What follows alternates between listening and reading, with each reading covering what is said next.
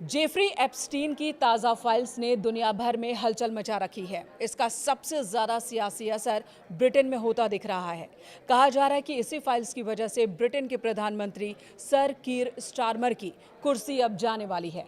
हालांकि कीर स्टारमर का जेफरी से कोई सीधा संबंध नहीं है। उन्होंने कभी भी जेफरी एप्स्टीन से मुलाकात नहीं की, जैसा कि उनका दावा है, लेकिन फिर भी उनकी कुर्सी खतरे में है।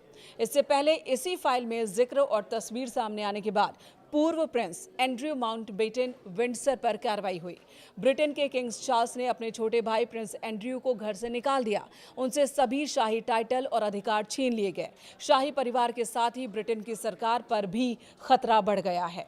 एप्स्टीन के एक करीबी सहयोगी को नियुक्त करने और बाद में उसे निकाल देने को लेकर पीएम स्टारमर विवादों में है। पीटर मैंडलसन ये वो नाम है जिसे पीएम स्टारमर ने वॉशिंगटन में ब्रिटेन का राजदूत बनाया था, लेकिन बीते साल सितंबर में एप्स्टीन से संबंधों के खुलासे की वजह से ही पीएम ने उसे पद से हटा दिया था। लेकिन एप्स्टीन फाइल्स के जो नए दस्तावेज सामने आए हैं, उसने इस विवाद को ताज़ा कर दिया। इन फाइल्स में पूर्व राजदूत पीटर मैंडलसन और जेफरी एप्स्टीन की नज़दीकियों का जिक्र है और इसी को विपक्ष और यहाँ तक कि सत्ताधारी पार्टी के नेताओं ने भी वजह बनाया है और विरोध कर रहे हैं पीएम का। पीएम कीर स्टारमर अब खतरे में हैं।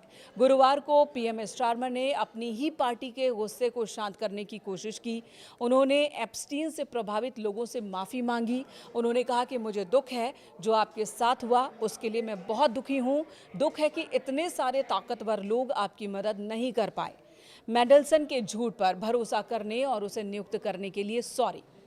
इससे पहले स्टारमर ने संसद को बताया कि एप्स्टीन ने देश को धोखा दिया है। उन्होंने ये भी स्वीकार किया कि उन्हें ये जानकारी थी कि मैंडलसन और एप्स्टीन एक दूसरे को जानते हैं, लेकिन उन्हें दोनों के रिश्ते की गहराई का अंदाजा नहीं था। इस बारे में कोई जानकारी नहीं थी।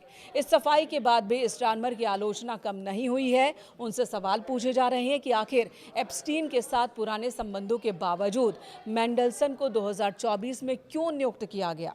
आपको बता दें, अमेरिकी न्याय विभाग ने जो दस्तावेज जारी किए हैं उससे पता चलता है कि 2008 में नाबालिग से जुड़े यौन अपराधों के लिए दोषी ठहराए जाने के बाद भी मैंडलसन एप्स्टीन के संपर्क में थे।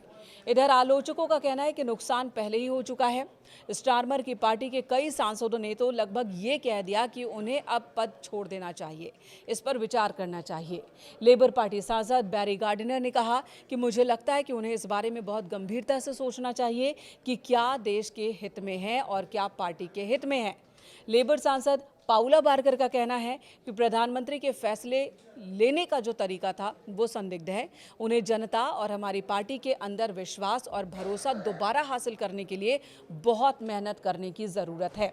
आपको बता दें, एप्स्टीन का सामना ऐसे समय में आया है जब स्टारमर कमज़ोर स्थिति में है। पहले ही से ही उनके सामने कई चुनौतियां हैं। जुलाई 2024 में लेबर पार्टी की ज़बरदस्त जीत हुई, जिसके बाद सत्ता संभाली स्टारमर ने, लेकिन उनके सरकार के सामने बहुत सी परेशानियां हैं।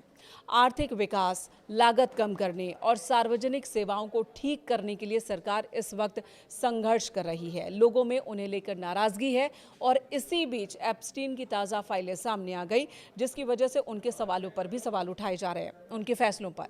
और ऐसे में ताज़ा मामला उनकी परेशानी बढ़ाने वाला है। आपको बता दें, जेफरी एप्स्टीन 2019 में जेल में मृत पाया गया था। उस वक्त नाबालिग लड़कियों के यौन शोषण, तस्करी जैसे गंभीर आरोप उस पर थे।